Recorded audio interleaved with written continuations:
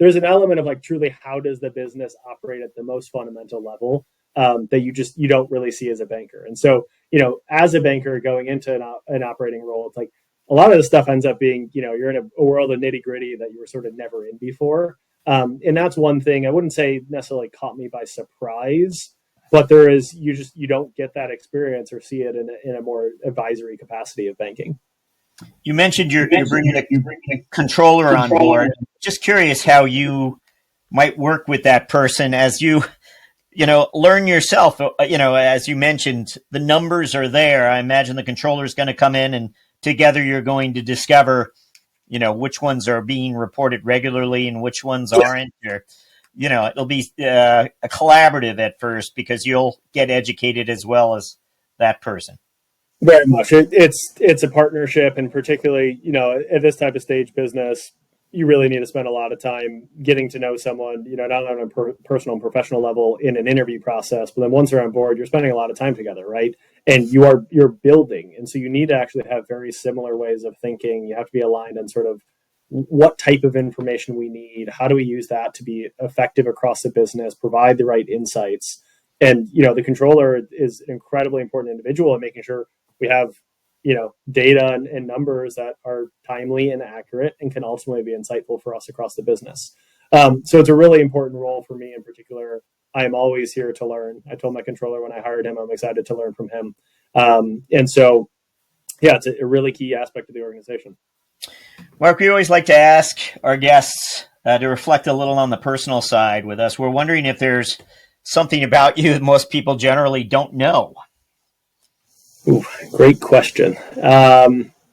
So I guess personally, you tell us you hate to fly, or you I don't think that would be it. No, I have two young kids at home, a 3-year-old boy and 18-month-old, and so anything I had done historically has gone out the window as I focus on kids. But the biggest one that probably is a little more of a fun one is I collect vinyl records. I probably have 500 vinyl records, all types of genre of music. Music has really sort of always been my outlet in some form or fashion. Different genres. I go to a lot of shows. I've collected physical music for a long period of time. It's actually one of the things I bought and sold a lot of during my eBay business. There used to be a pretty great market for rare CDs. And so it's a little bit more of a trading role. So that's probably the most personal one, which I hold pretty closely in the grand scheme of things, but really one of my outlets. And any other eBay milestones you can share with us? How large? I reached power seller status, wow. Which I can't actually quantify what it was, but I got a special badge and a sticker in the mail, and I was in high school, and I thought it was pretty awesome. It was based on volume or dollars sold.